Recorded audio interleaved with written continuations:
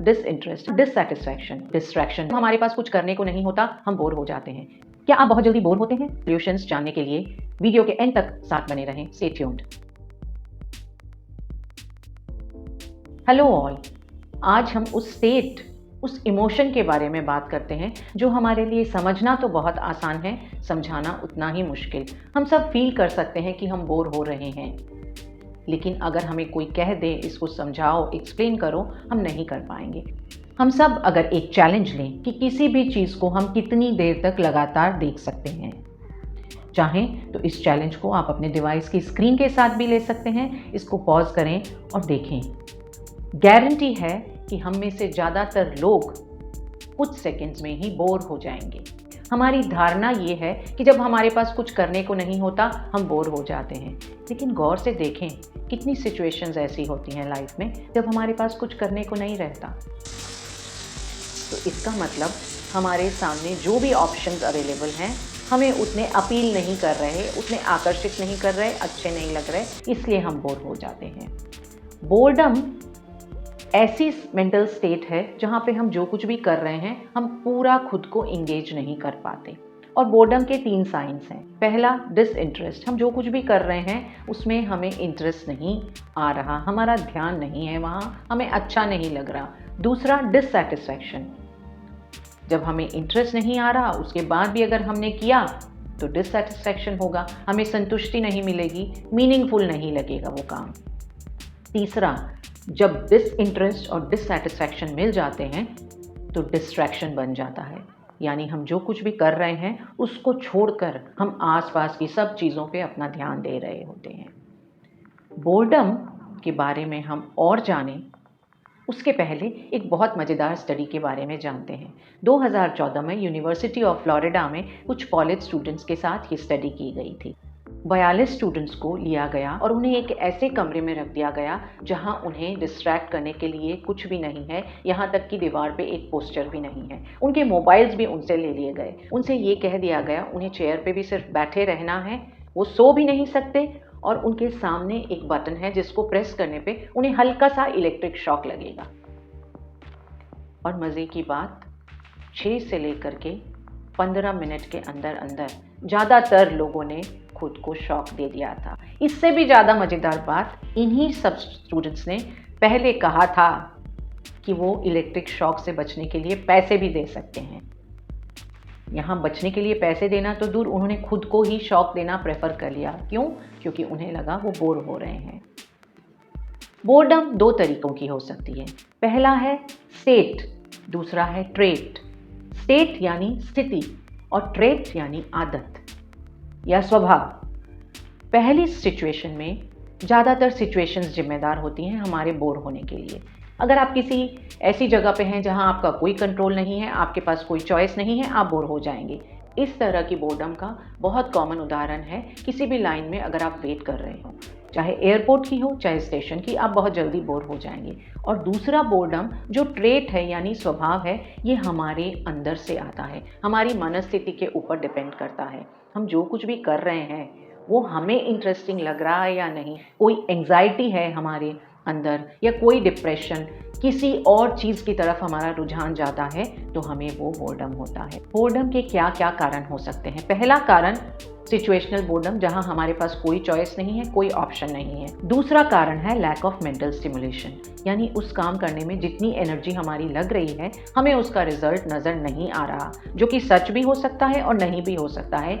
This is what we are feeling. इसके पीछे कई वजहें हो सकती है, जैसे काम का बहुत रिपीटेटिव होना या फिर किसी प्रेशर में, दबाव में आकर के हमारा काम करना। तीसरा कारण, कई बार नई चीज़ों को सीखने का डर या पुरानी चीज़ में ही गलतियां करने का डर हम में बोर्डम पैदा कर देता है। क्योंकि हम इस डर के कारण पूरा ध्यान नहीं लगा पाते तो हम में डिसइंटरेस्ट आ जाता है और इसके कारण हम बोर हो जाते हैं। और चौथा कारण है कंफ्यूजिंग इंस्ट्रक्शंस।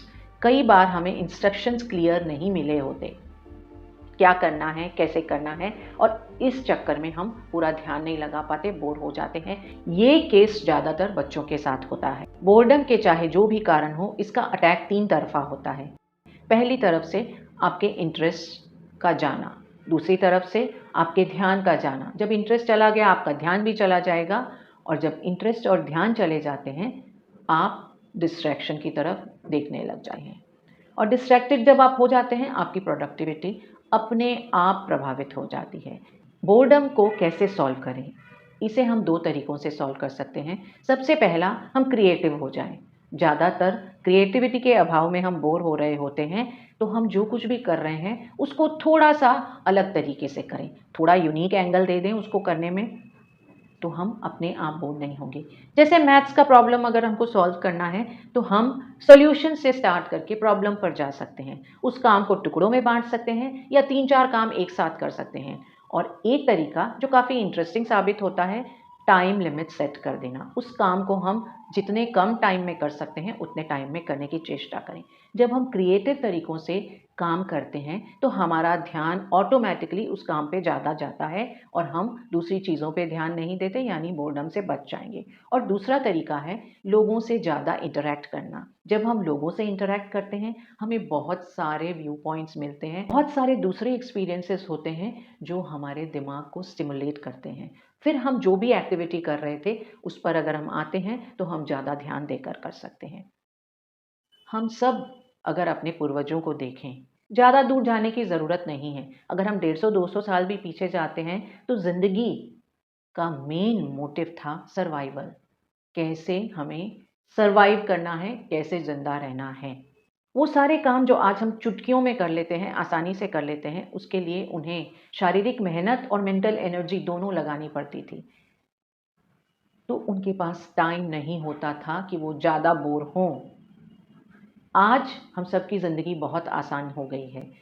सिचुएशनल बोर्डम को आज ज़्यादातर कंट्रोल कर लिया गया है। जब तक हमें फिज़िकली कहीं प्रेज़ेंट होने की ज़रूरत नहीं है, जैसे हम बाहर ट्रैवल कर रहे हैं, तो हमें वहाँ लाइन लगाने की ज़रूरत ही नहीं। यहाँ तक कि डॉक्टर से भी आप ऑनलाइन कंसल्ट कर सकते हैं।